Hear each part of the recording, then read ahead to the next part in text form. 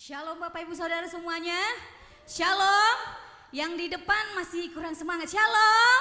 Yang di belakang, yang di belakang kalah. Shalom semuanya. Apa kabarmu? Haleluya, diberkati Tuhan sepanjang minggu ini. Puji Tuhan, kita bersyukur hari ini cuaca bisa mendukung kita bisa datang beribadah. Minggu kemarin kalau Tuhan izinkan kita tidak beribadah onsite itu bukan suatu kebetulan, mungkin Tuhan ada maksud lain, tapi kita tetap semangat. Kalau hari ini Tuhan beri kesempatan, maka kita lebih bersemangat lagi. Amin. Berikan dulu salam kanan kirimu dan kita sambil bangkit berdiri, kita mau menikmati pujian bersama dengan Tuhan Yesus. Haleluya. Bahwa kita akan masuk dalam hadirat Tuhan. Terima kasih Tuhan. Haleluya. Kami bersyukur pagi hari ini Tuhan memberi kami kesempatan untuk datang beribadah di tempat ini. Kami bersyukur Tuhan bahwa Tuhan masih mengizinkan kami mendengarkan suara Tuhan. Bahkan Tuhan mengizinkan kami untuk kami mengangkat puji-pujian kami bagi Tuhan. Terima kasih Tuhan. Kami tidak mau mengandalkan kekuatan kami. Kami mau mengandalkan kuasa Tuhan. Dan pagi ini semua umatmu yang hadir di ruangan ini, bahkan yang masih dalam perjalanan Tuhan, biarlah Tuhan Engkau berikan kami hati yang sukacita, hati yang menyala-nyala untuk memuji Tuhan, menyembah Tuhan. Kami mau berikan yang terbaik dari hidup kami bagi Tuhan Yesus. Nama Tuhan kiranya diagungkan dan ditinggikan. Haleluya. Terima kasih Tuhan. Mari kita angkat pujian kita. Masuk hadirat-Mu Tuhan, amin. Dengan korban pujian, masuk hadirat-Mu Tuhan, berhiaskan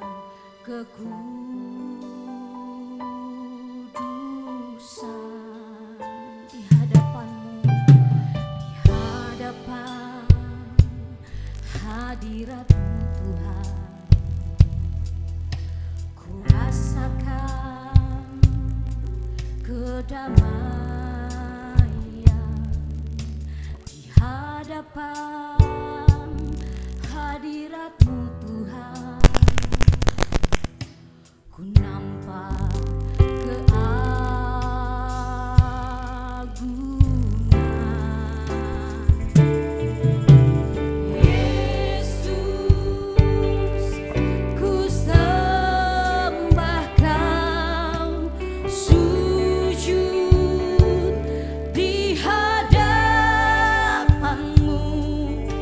keinginan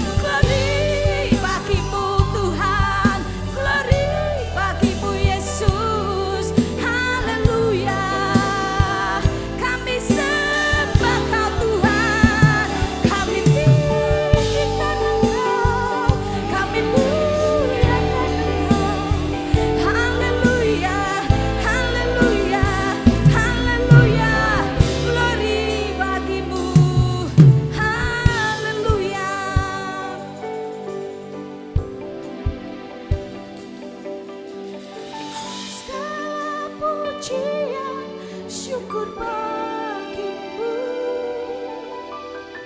Kau hadir dalam hidupku.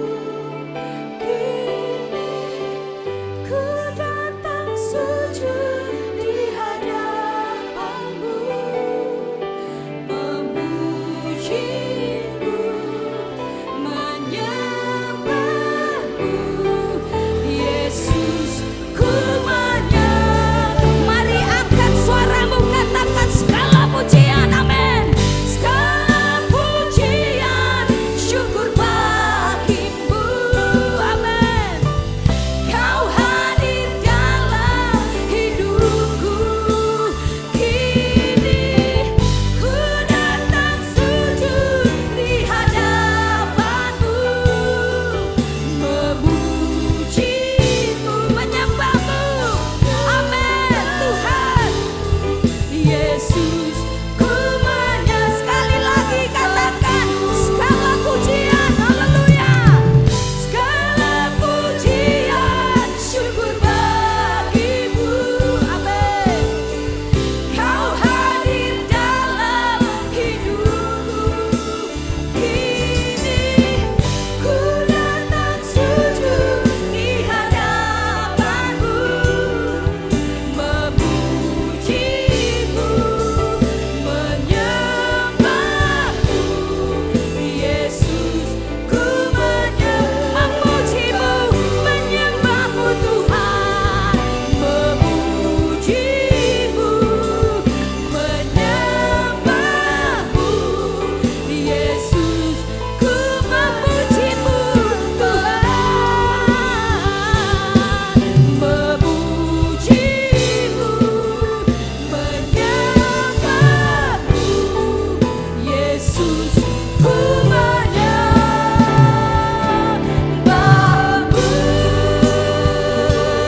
Haleluya,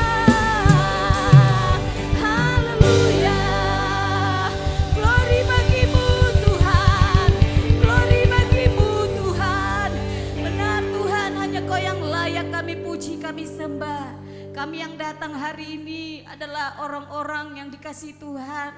Kami yang hadir di tempat ini adalah orang-orang yang mengasihi Tuhan, yang kami rindu haus akan kasih setia Tuhan, akan jamahan Tuhan, akan kuasa Tuhan. Kami percaya kami yang hadir di tempat ini akan mengalami kuasa Tuhan, lawatan Tuhan, akan mengalami kesembuhan, akan mengalami perubahan, yang mengalami kekeringan rohani akan dipulihkan Tuhan dalam nama Yesus. Yang mengalami perbebanan berat apapun persoalan hidupmu, Tuhan akan jawab tepat pada waktunya.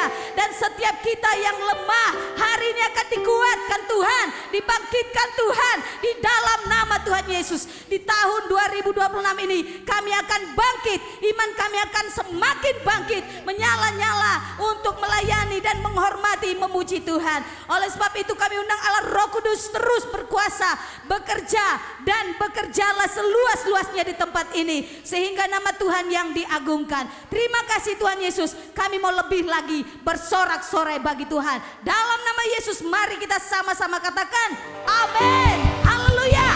Berikan dulu tos kanan kirimu Bapak Ibu Saudara. Haleluya. Tos dulu kita. Kita mau memuji Tuhan. Haleluya. Haleluya.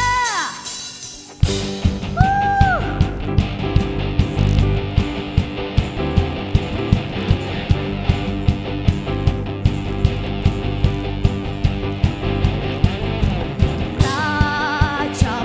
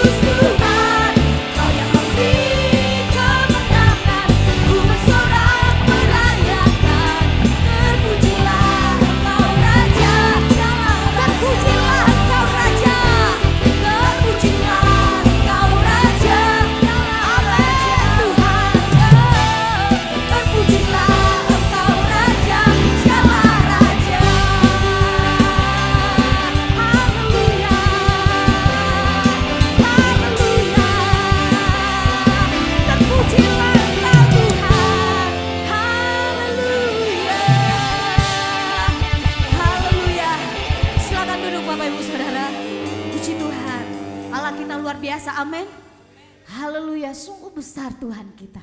Haleluya, mari kita siapkan hati kita, kita mau mendengarkan firman Tuhan. Haleluya.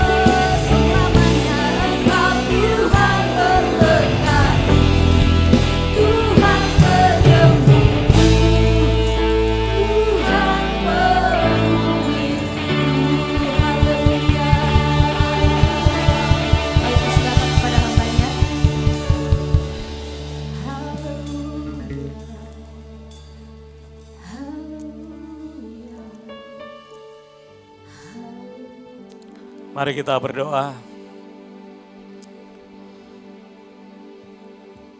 Allah Abraham, Allah Ishak, Allah Yakub, Allah yang kami sembah di dalam Kristus Yesus. Bersyukur Tuhan seperti pujian yang baru saja kami naikkan kepadamu. Engkau adalah Allah yang sebagai sumber kehidupan kami. Engkau adalah Allah yang mampu untuk memenuhi kebutuhan kami. Allah yang memulihkan kami manakala kami menghadapi pergumulan dalam hidup. Engkau yang memulihkan kami saat kala kami kecewa dan putus asa. Terima kasih Tuhan, pagi ini kami akan mempersilahkan Tuhan untuk menabur benih dalam hidup kami. Supaya kami keluar dari tempat ini nanti ya Tuhan, setelah merenungkan firman Tuhan pagi ini, mendapatkan semangat yang baru untuk menghadapi kesulitan dalam hidup ini ya Tuhan. Oleh karena itu Tuhan, anak-anak-Mu yang hari ini sudah ada dalam ruangan ini ya Tuhan, Engkau siapkan hati dan pikirannya, supaya mereka diberkati melalui firman Tuhan ini. Hamba-Mu yang jauh dari sempurna ini ya Tuhan, berserah kepadamu. Terima kasih Tuhan, dari awal sampai akhir pemberitaan firman Tuhan pagi ini, kami serahkan dan kami persembahkan ke dalam tangan-Mu. Hanya di dalam nama Yesus Kristus, kami semua berdoa. Yang percaya katakan, amin. Dipersilakan duduk kembali. Salam, selamat pagi. Bagaimana kabar Bapak Ibu semuanya? Luar biasa. Baik, pertama-tama saya mengucapkan terima kasih atas kesempatan yang diberikan kepada saya pagi ini untuk memberitakan firman Tuhan. Terima kasih Ibu Gembala yang sudah memberikan kehormatan kepada saya untuk berada di depan ini. Ya, terima kasih Pak Jamsot yang sudah menghubungi saya. Ya, saya sangat bersyukur lihat bangunan ini. Bagus sekali dibandingkan dengan tempat saya. Ya, saya rasa saya mau kenalan dulu supaya Bapak Ibu mengenal. Ya, nama saya Pendeta Suhardi. Kalau ada Su itu Soeharto, Soekarno, Subagio itu biasanya dari mana? Jawa Tengah ya, Jawa Tengah, Jawa Timur. Ya, saya dari Pacet. Ya, saya tinggal di Pacet dan saya merintis jemaat namanya Gereja Kristen Alkitab Indonesia. Jadi satu-satunya gereja yang menurut Kerajaan surga sah adalah gereja saya, karena ada Alkitabnya. Ya, saya lihat sekarang orang sudah jarang membawa Alkitab ya, kalau ke gereja. Tadi beberapa orang yang lewat di depan ini saya lihat ke gereja, sudah tidak bawa Alkitab lagi ya, sudah pakai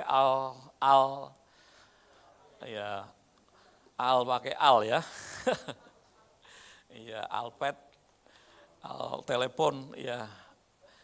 Baik, saya sudah memiliki cucu, ya cucu saya baru 1. Kebetulan mantu saya Buru Simanjuntak, ya sama dengan Opung ya. Ya, anak saya dikasih marga Nababan. Ya, saya satu kehormatan, kira-kira 3 tahun yang lalu saya menikmati pestanya, ya. Pestanya di Dolok Sanggul sana. Ya, ada yang dari Dolok Sanggul di sini? Tidak ada. Ya, jadi anak saya diberkati dari HKBP Lintong Nihuta. Ya, mungkin yang dari sana pasti tahu lah ya. Ya, anak saya 2, yang satu udah menikah, yang kedua ini ada di depan, sedang belajar di Universitas Kristen Indonesia di UPI. Ya. Baik Bapak Ibu, memang menarik sekali ya kalau kita bicara mengenai Tuhan. Ya. Menarik sekali kalau kita bicara mengenai Tuhan. Ya. Saya memulai pelayanan dari tahun 91, saya merintis ya dari desa ke desa, dari kampung ke kampung, memberitakan Injil seperti orang tukang kredit, ya, di mana ada orang kumpul-kumpul di situ, saya datang untuk berkenalan dan saya menyampaikan Injil. Ya. Jadi kalau Bapak Ibu pergi ke Bogor, ada namanya Gunung Salak di situ. Saya pernah hidup hampir 10 tahun di situ. Saya memberitakan Injil di situ. Ada beberapa orang Sunda yang bertobat, ya. Dan nanti saya senang kalau mereka bertobat. Dan juga saya mau mengalami digebuki orang juga di situ. Saya juga mengalami juga ketika saya mau diseret, ya. Karena yang saya Injil itu adalah tokoh agama dan saya mau dibawa ke lembaga dakwah Indonesia. Saya mau diadili di situ. Tapi puji Tuhan ada beberapa orang yang bertobat, ada yang menjadi hamba Tuhan. Dan tahun 2000 saya pindah ke Cianjur. Ada yang dari Cianjur di sini tadi saya dengar ya. Ada yang dari Cianjur? Ayah? Udah hadir ya. Ya, saya tinggal di Cipanas, ternyata tidak sesuai dengan namanya ya. Karena ternyata hari ini dingin sekali. Ya, Cipanas tidak sesuai dengan namanya, karena cuacanya dingin sekali saat ini ya. Udah angin, ada hujan, dan di sana udaranya sangat sejuk sekali. Dan itulah dengan kedinginan itulah saya opung ketemu saya ketika beristirahat di villa di sana dan melihat pelayanan kami ya. Saya merintis juga di Cipanas, sebelum di Cipanas saya merintis jemaat di perbatasan antara Cianjur dan Bandung. Ya, di sana ada namanya daerah perbatasan ya sebelum Raja Mandala. Di situ saya juga melayani, merintis, ada beberapa orang Sunda yang bertobat. Ya. Dan ada anaknya yang saya layani itu juga menjadi hamba Tuhan. Lalu 2007 saya meneruskan pelayanan ini dirintis oleh salah satu hamba Tuhan. Karena situasi akhirnya jemaat ini ditinggalkan dan beliaunya pergi ke Aceh. Saya meneruskan dari 2 keluarga. Bayangkan Bapak Ibu, saya dari 2 keluarga. Ya, saya coba setia ya melayani, dan puji Tuhan sampai saat ini jemaat yang saya layani ini mulai berkembang ya. Lalu pas Covid itu tahun 19 ada seorang ibu dari orang Buddha, karena Covid dia sembunyi di sana ya, menyelamatkan diri di sana. Lalu ikut ibadah ya. Beliaunya ikut ibadah, lalu melihat keuangan kami ya. Dia cerita kok ini salah satu gereja yang saya datangi dan keuangannya terbuka, ya. Tidak ada yang disembunyikan, semua dicatat, pemasukan, pengeluaran dicatat dari kecil sampai besar semua dilaporkan. Lalu dia melihat kami pindah-pindah tempat, ya.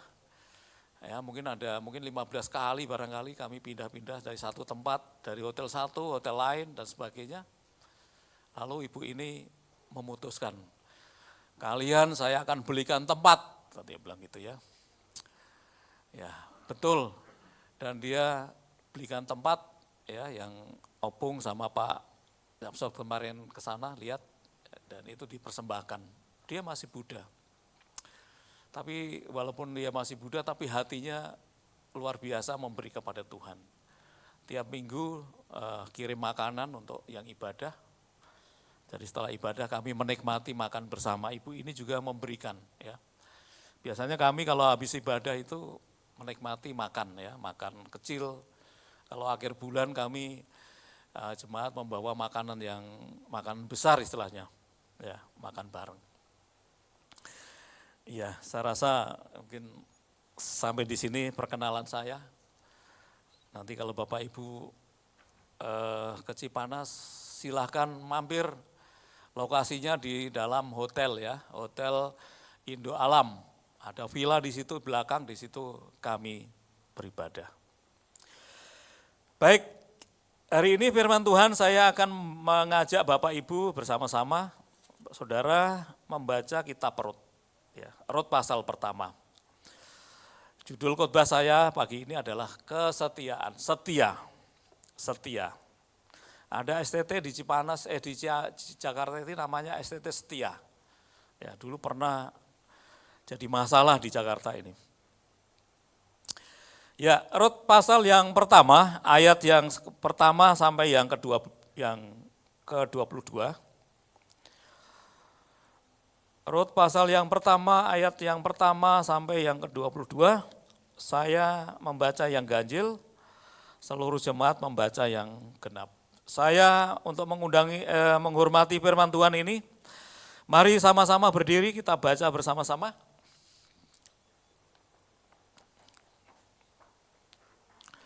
Sudah ketemu semua, katakan haleluya. Baik. Ayat yang pertama, pada zaman para hakim memerintah, ada kelaparan di tanah Israel. Lalu pergilah seorang dari Bethlehem Yehuda beserta istrinya dan kedua anaknya laki-laki ke daerah Moab untuk menetap di sana sebagai orang asing.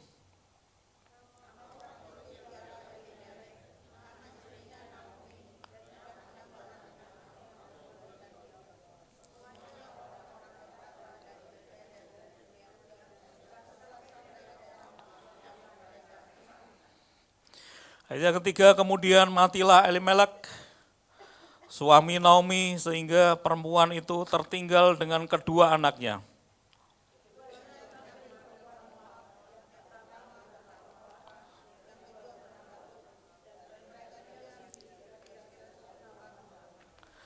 Lalu matilah juga keduanya, yaitu Mahlon dan Kilion, sehingga perempuan itu kehilangan kedua anaknya dan suaminya.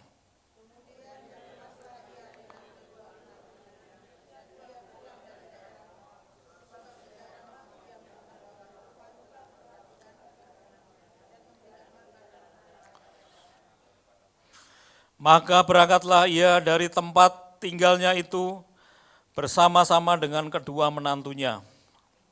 Ketika mereka sedang di jalan untuk pulang ke tanah Yehuda,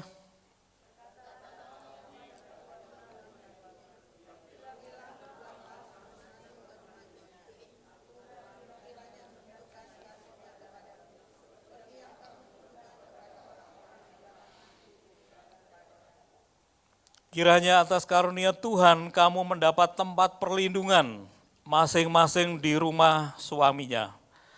Lalu diciumnyalah mereka, tetapi mereka menangis dengan suara keras.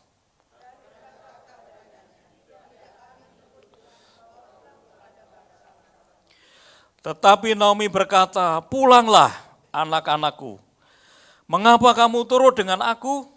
Bukankah tidak akan ada lagi anak laki-laki yang kulahirkan untuk dijadikan suamimu nanti?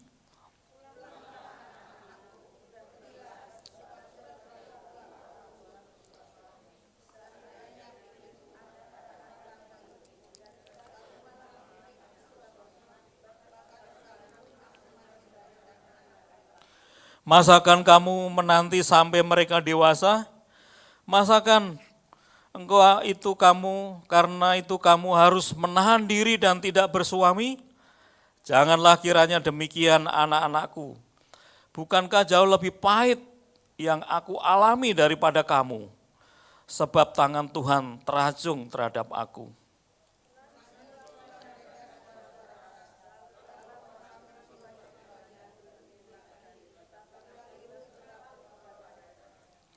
Berkatalah Naomi, telah pulang iparmu kepada bangsanya dan kepada para allahnya. Pulanglah mengikuti iparmu itu.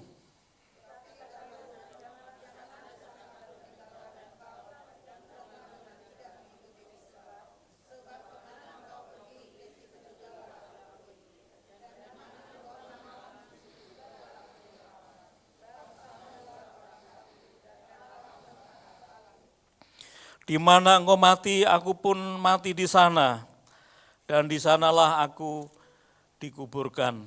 Beginilah kiranya Tuhan menghukum aku, sebab lebih lagi daripada itu, jikalau sesuatu apapun memisahkan aku dari engkau, selain daripada maut.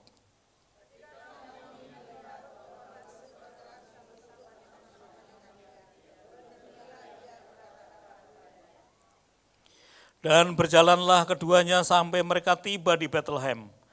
Ketika mereka masuk di Bethlehem, gembarlah seluruh kota itu karena mereka, dan perempuan-perempuan berkata, Naomi kah itu?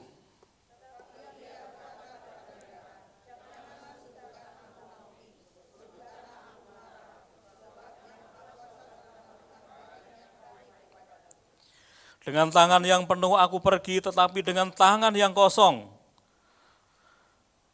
Tuhan memulangkan aku. Mengapakah kamu menyebutkan aku Naomi?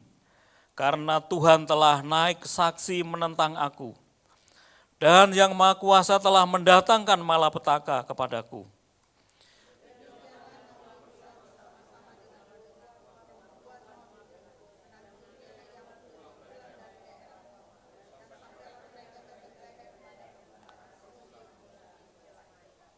Amin. Silahkan dipersilahkan duduk kembali. Bapak Ibu, saudara yang dikasihi oleh Tuhan, kalau berbicara kitab Rut ini sangat menarik ya. Yang pertama ada 3 hal di sini ya. Di sini yang pertama ada namanya kesetiaan. Ya, kesetiaan yang nanti kita akan bahas.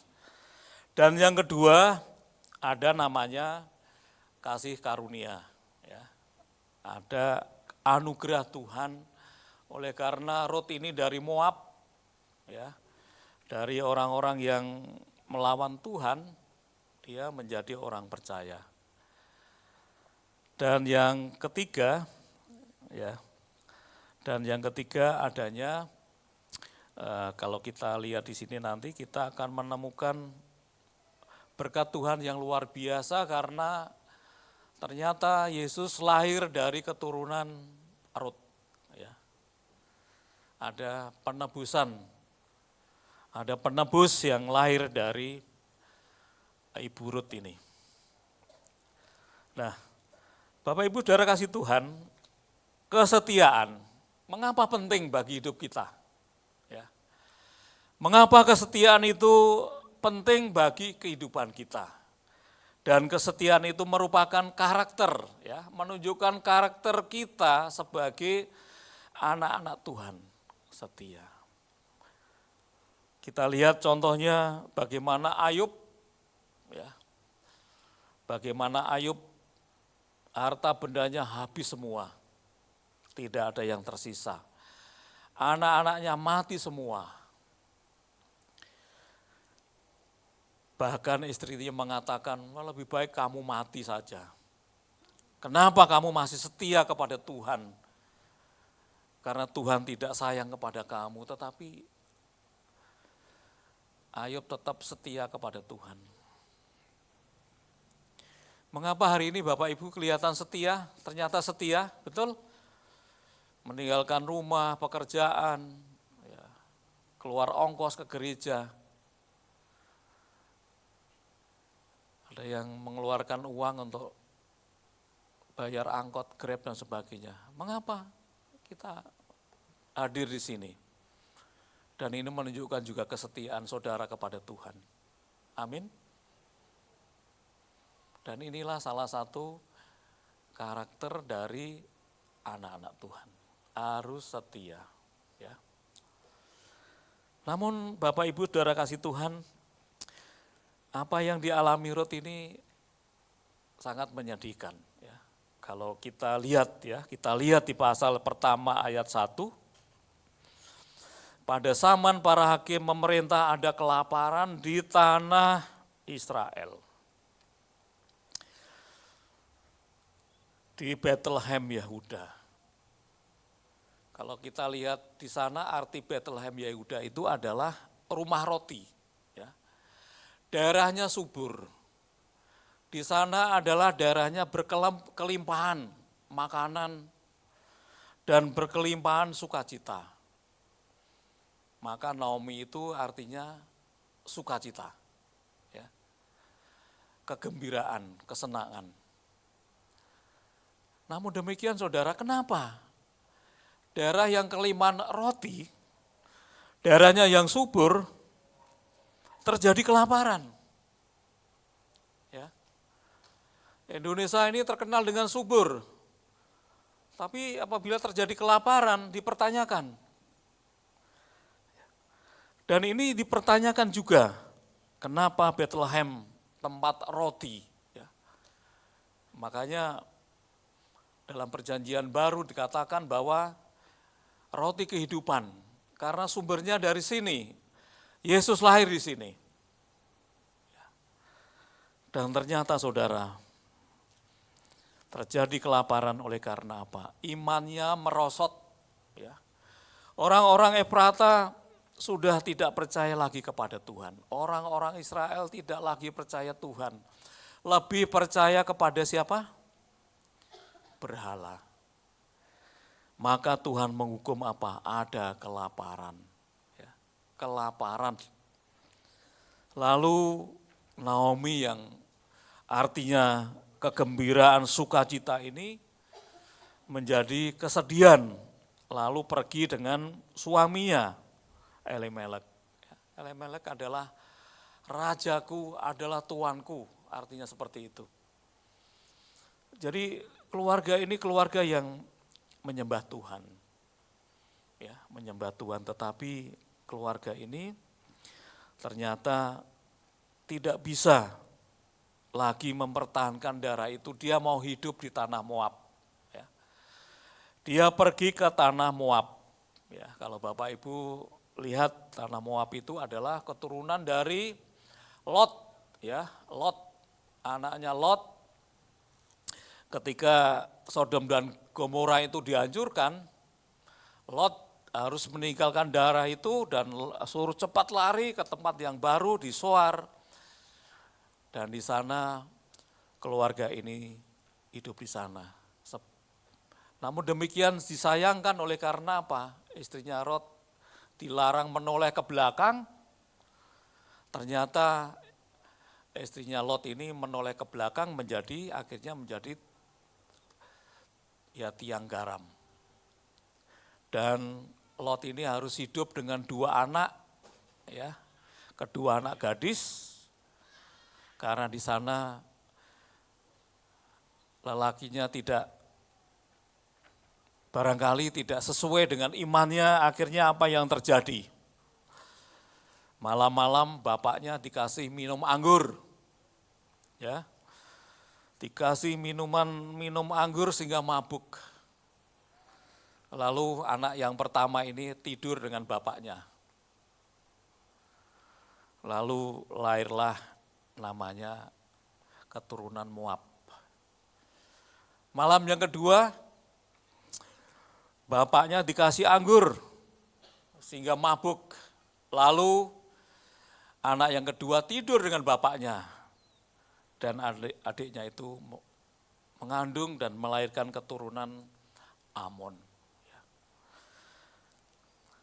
Jadi saudara-saudara yang dikasihi Tuhan,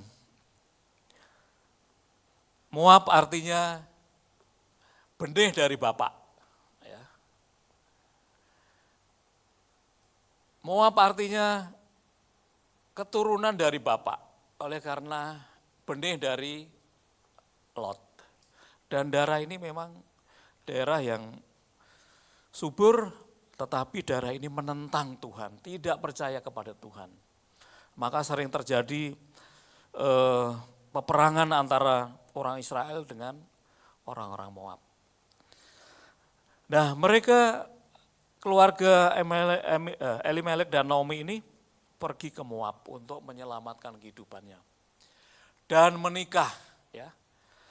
Dan menikah dengan orang Moab, yaitu Orpa dan Rut, ya.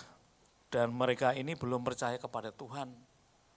Lalu ya mereka dibimbing oleh orang tuanya seperti itu. Dan akhirnya tidak lama lagi, ya 10 tahun tinggal di sana dalam ayat 4, lalu Mahlon dan Kilion ini mati. Dan sebelumnya ini juga Elimelek juga mati. Dan yang tinggal semuanya janda, ya.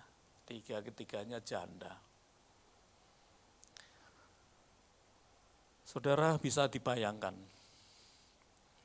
kalau dalam keluarga sebagai tulang punggung keluarga meninggal, apa yang terjadi? Pasti kekhawatiran, pasti tidak keberdayaan lagi. Ya. Dan akhirnya apa? Mereka memutuskan kembali ke tanah Efrata, Yehuda, Bethlehem. Dia kembali, ya. Dalam firman yang Tuhan yang kita baca tadi, dia membawa penuh, ya. Membawa anak, membawa istri, membawa mungkin ada harta bendanya, dan ternyata Tuhan mengacungkan, ya, murka dalam ayat 12. Bahkan ayat yang ke-13, bukankah jauh lebih pahit yang aku alami daripada kamu, sebab tangan Tuhan teracung terhadap aku. Jadi Bapak Ibu Saudara kasih Tuhan, harapan, ya, nanti bisa hidup makmur di tanah Moab, harapan untuk memulai kehidupan yang indah di sana, ada cita-cita yang besar di sana, ternyata Tuhan tidak menyetujui. Ya, dan akhirnya apa? Harus kembali. Sebagai orang tua, tidak mungkin lagi, ya. Tidak mungkin lagi kalau menikah, melahirkan anak laki-laki, nanti menjadi istrinya, mantunya tadi suaminya nanti tidak mungkin, ya. Lalu Naomi mempersilahkan kedua mantunya untuk kembali kepada orang tuanya. Tetapi mereka awalnya tidak mau. Dalam perjalanan dia pikir-pikir, akhirnya Orpa kembali ke orang tuanya, kembali ke bangsanya. Tetapi dalam ayat yang ke-15, telah pulang iparmu kepada bangsanya dan kepada para allahnya. Pulanglah mengikuti iparmu itu. Tetapi kata Rut, janganlah desak aku meninggalkan engkau dan pulang dengan tidak mengikuti engkau. Sebab kemana engkau pergi, ke situ jugalah aku pergi, dan di mana engkau bermalam, di situ juga aku bermalam. Bangsamulah bangsaku, dan Allahmulah Allahku. Di mana engkau mati, aku pun mati di sana. Dan di sanalah aku dikuburkan. Bapak Ibu Saudara kasih Tuhan,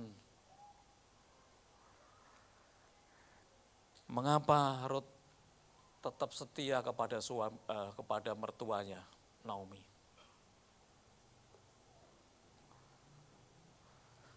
Padahal sudah tidak ada harapan lagi. Tanahnya sudah digadaikan. Ya.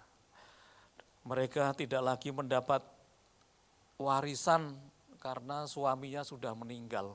Ya. Jadi kalau orang Israel itu laki-lakinya tidak ada, jadi hartanya itu menjadi harta keluarga yang lain. Tidak ada harapan lagi. Dan dia akan hidup miskin ke sana. Tetapi yang jadi pertanyaan, mengapa ya?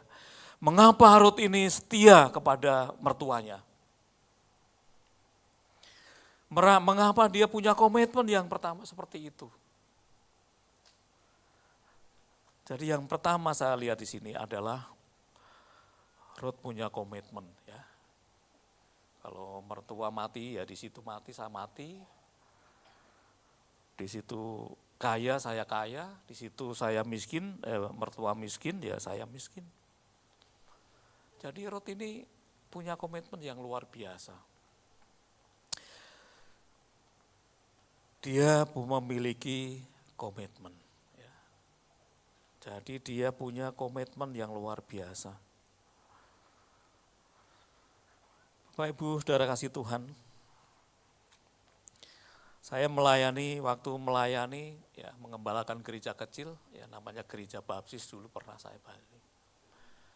Ada seorang ibu, ya, dia punya mantu, dosen dari IPB. Dia enggak ke gereja, saudara. Dia enggak pernah ke gereja. Tapi tiap minggu dia titip persembahan kepada itu mertuanya. Mama tolong nanti diserahkan ke gereja ya. Tiap minggu. Tiap awal bulan dia memberikan perpuluhan. Dititipkan mertuanya. Saya tanya sama mertuanya, "Oma, kenapa Bapak dosen ini begitu setia tiap minggu, tiap awal bulan ngasih persembahan?" Ternyata sebelum menikah dengan istrinya ini, anaknya Oma ini, dia sebenarnya komitmen. Saya akan membantu keuangan gereja. Ya pernah beberapa kali ke gereja, tetapi akhirnya tidak ke gereja. Tapi dia setia sekali. Ya. Awal bulan kirim perpuluhan. Ya. Tiap minggu titip persembahan. Karena dia punya komitmen. Ya, ya kalau bisa jangan dicontoh ya. Betul ya? Harus memberi ya sama orangnya lah, jangan hartanya datang tapi orangnya enggak datang. Lebih baik adalah dua-duanya datang ke gereja. Ketika datang ke gereja sebenarnya menyenangkan sekali karena pasti ya Ibu Gembala di sini lihat datang ke gereja, ya bisa salaman, bisa mendoakan, luar biasa, senang. Ya. Bapak Ibu yang dikasih oleh Tuhan, sebenarnya kalau saya pelayanan keluar seperti ini ya, saya diundang di sini. Dalam hati kecil saya ada ada di celah pikiran saya ada sesuatu yang kurang. Kenapa? Saya ingat jemaat ya, jemaat tempat saya memang tidak banyak, tetapi mereka hujan-hujan datang ke gereja, ya. Dia membawa anak istrinya, naik angkot, ada yang naik motor dan sebagainya, ya. Kedinginan, sampai ke gereja gembalanya tidak ada. Ya. Padahal mereka ingin ke gereja bertemu dengan gembala, ya.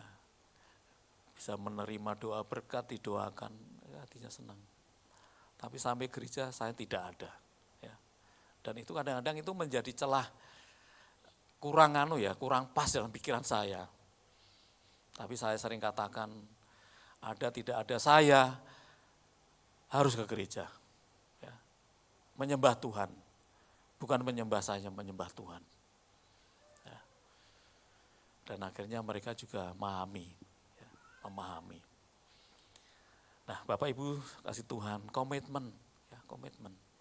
Kita harus memiliki komitmen. Di dalam keluarga kita harus punya komitmen. Saya harus memperjuangkan anak-anak saya sampai pendidikan tertinggi. Ya. maka saya harus bekerja sekeras-kerasnya. Ya. Kalau memang tidak punya apa-apa ya, kalau punya sawah saya jual untuk menyekolahkan anak. Ya, itu namanya komitmen. Kita harus juga punya komitmen kepada Tuhan. Hujan banjir ya saya harus tetap ke gereja. Opung kalau sini banjir, buka gerejanya? Di jalan ya, tapi pada ke gereja ya. Ya harus, ya kecuali udah memang nggak bisa dilewati ya. Kalau hujan ya pokoknya harus bergereja. Ini komitmen saudara, kita belajar dari Ruth, komitmennya luar biasa itu. Walaupun dia tidak tahu apa yang terjadi nanti di Yerusalem. Dia tidak mengerti apa yang akan terjadi nanti di sana, di kampungnya mertua. Tapi dia tetap memiliki komitmen. Yang kedua, kita belajar dari Ruth ini adalah dia tidak meninggalkan kesulitan. Ya. Dia tidak pergi meninggalkan kesulitan yang dialami oleh mertuanya. Dia tetap pergi bersama-sama mertuanya. Ya, tidak seperti pepatah mengatakan habis manis sepah apa? Dibuang. Ya, sekarang udah enggak mertua saya untuk apa? Ya. Ngapain saya memperjuangkan mertua?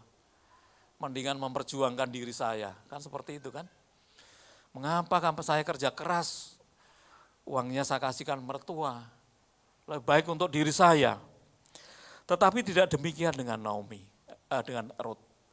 Dia tetap menemani mertuanya. Jadi tidak meninggalkan mertuanya sendirian. Ya.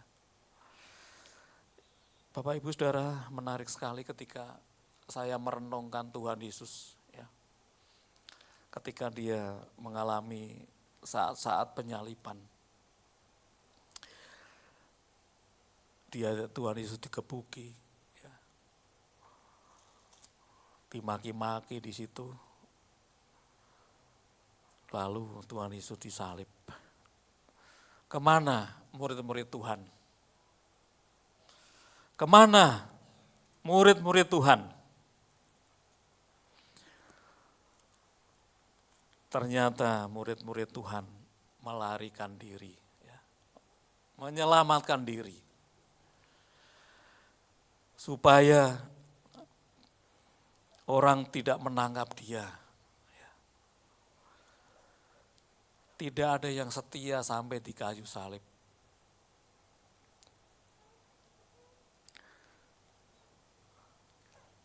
Kesetiaan bisa dilihat dari seseorang tidak lari dari masalah. Bapak Ibu Saudara kasih Tuhan, sekarang terjadi banyak perceraian. Khususnya di Jawa Barat ini memang grafiknya tinggi sekali ya.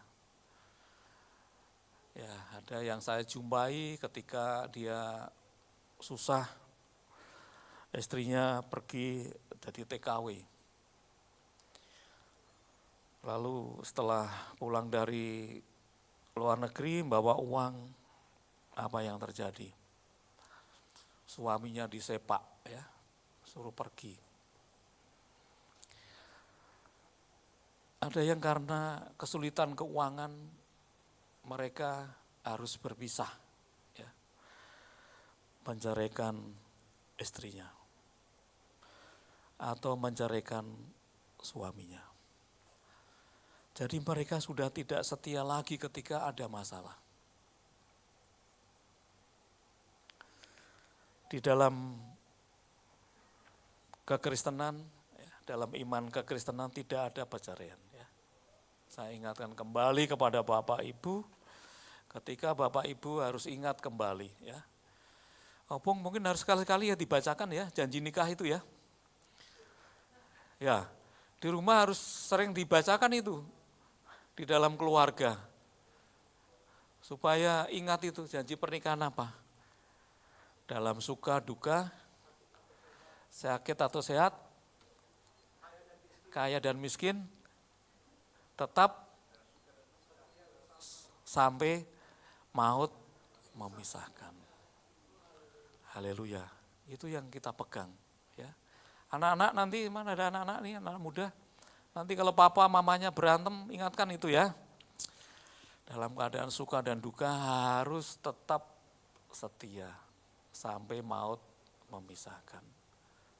Makanya sebelum saya tumpang tangan kalau pernikahan, saya tanya dulu itu benar enggak ini? Ya, jangan sampai nanti sudah tumpang tangan tidak lama lagi dia bercerai. Jadi ini harus menjadi komitmen kita, ya, tidak meninggalkan ketika dalam keadaan susah, penderitaan. Ya. Dan yang terakhir dalam kesetiaan ini adalah adanya pengorbanan. Kalau Bapak Ibu membaca Rut pasal yang kedua, ya, Rut yang pasal yang kedua ayat 1 dan kedua itu.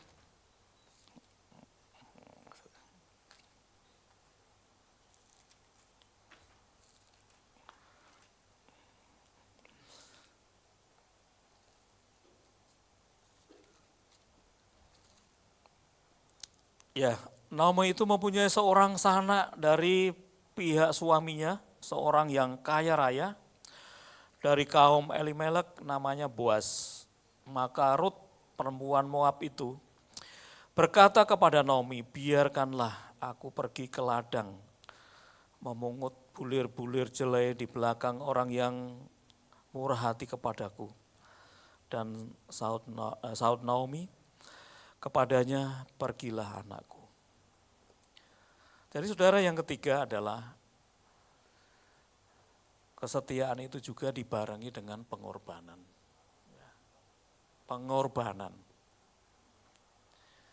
Sangat penting kita harus memahami kesetiaan itu dibarengi pengorbanan.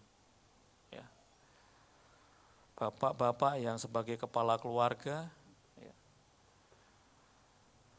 berkorban untuk keluarganya, ibu-ibu yang bekerja, yang berkeluarga, memiliki pengorbanan luar biasa, di samping melahirkan, harus mengasuh, ya, merawat dan sebagainya, dan harus juga bekerja. Oleh karena itu, kesetiaan kepada keluarga juga merupakan pengorbanan. Pengorbanan. Karena ini sudah dicontohkan oleh Tuhan, ya, kita bisa berkumpul ini karena apa? Kesetiaan Tuhan, dia berkorban untuk kita semua. Ya. Kita bisa berkumpul di sini ini juga karena kesetiaan Rasul Paulus. Dia meninggalkan daerahnya, budayanya. Dia pergi ke Asia memberitakan Injil, dan berdirilah gereja-gereja di setiap daerah. Ini juga karena pengorbanan. Saya membaca kisah Sumatera percaya kepada Tuhan, ada beberapa misionaris yang juga dicincang di sana, betul? Betul? Yang dari Sumatera masih ingat sejarahnya? Ya, kalau Bapak Ibu ada di sini, wah itu pengorbanan misionaris, di sana ada yang mati, ya, dibunuh. Ya. Jadi ini adanya pengorbanan. Rut berkorban untuk suaminya, dia harus bekerja, ya, ke ladang, mencari bahan makan untuk suami mertuanya, berkorbanan. Dan kita juga semua juga harus pengorbanan. Tidak ada berkat yang datang tanpa pengorbanan. Dan dampak dari apa yang dilakukan Rut, ya, dampak apa yang dilakukan oleh Rut, pasal yang ketiga, keempat, kesetiaan itu membuahkan hasil yang luar biasa. Akhirnya Rut dinikahi keluarga dari Elimelek, orang kaya, ya, jejaka yang kaya namanya Boas, dan dia menjadi istrinya. Dan dia melahirkan Obed. Dan itulah menjadi ayah daripada Isai. Dan Isai itu melahirkan siapa? Raja Daud. Dampak dari kesetiaan ini membuahkan berkat yang luar biasa, dan Daud melahirkan Yesus Kristus Tuhan kita itu. Dampak dari kesetiaan. Kiranya Tuhan akan menolong Bapak Ibu. Kita harus tetap setia. Amin. Amin. Kita harus setia dalam keadaan apapun, dalam pekerjaan harus setia. Ya. Istri saya ini kalau sebagai pegawai pemerintah ASN, jadi kalau Minggu sore saya harus mengantar ke daerah yang jauh dari tempat tinggal saya, karena tugasnya di sana. Kalau enggak Minggu pagi Senin pagi saya harus mengantar dia pergi ke daerah yang jauh, ya. Di sana tidak ada orang Kristen. Dia pimpin sekolah bagi kepala sekolah. Dan itu tiap minggu dilakukan, seminggu sekali, Kamis sore baru pulang ketemu saya. Ya karena dia ini tugas dan tanggung jawab, kesetiaan sebagai saksi menjadi berkat di sana. Ya. Muridnya ada 1.000 Muslim semua, guru-gurunya Muslim semua, dan istri saya ini satu-satunya orang Kristen di sekolah itu. Satu-satunya di antara perempuan yang tidak pakai jilbab. Ya kerudung, jadi berkat di sana. Dan saya sering menguatkan kita harus tetap setia, ya. Kita harus tetap taat apapun yang terjadi dan jadi berkat di sana. Mungkin Bapak Ibu mungkin ada juga daerah-daerah yang mungkin Bapak Ibu sendiri orang yang belum percaya kepada Tuhan, dan Bapak Ibu menjadi berkat di situ. Dan kita harus setia. Kita harus setia. Kita sama-sama katakan kita harus setia, setia ya. Setia beribadah tempat ini. Setia memberi kepada Tuhan. Setia kepada kegiatan-kegiatan gereja. Setia dan setia. Setia sampai mati. Seperti Wahyu, hendaklah kamu setia sampai mati. Kita berdoa.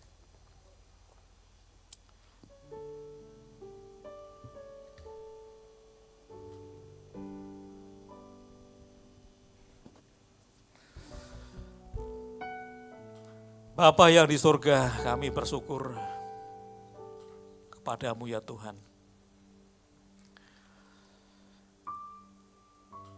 Kami boleh diberkati dengan kehidupan Ruth. Dia mengalami kehidupan yang sulit ya Tuhan. Mengalami kehidupan yang tidak ada harapan. Tapi kami bisa belajar kepada Ruth ini ya Tuhan, tentang kesetiaannya. Memang tidak mudah ya Tuhan untuk kami kerjakan. Tetapi di balik kesetiaan itu Tuhan, berkat-berkat Tuhan Kau siapkan di luar dari kemampuan kami. Oleh karena Tuhan, hamba-Mu berdoa untuk gereja-Mu di tempat ini. Gembala, pengerja, majelis, seluruh jemaat-Mu Tuhan, atas kesetiaan mereka, kiranya anugerah dari Tuhan, berkat-berkat dari Tuhan, terus melimpah untuk gereja-Mu di tempat ini, untuk gembala, untuk para pengerja, untuk majelis, untuk seluruh jemaat-Mu Tuhan. Kami menyerahkan kepadamu supaya anak-anak-Mu di tempat ini tidak kekurangan, tetapi dilimpahi berkat-berkat Tuhan. Terima kasih Tuhan, kami punya Allah yang hebat, Allah yang berkuasa, Allah yang ajaib.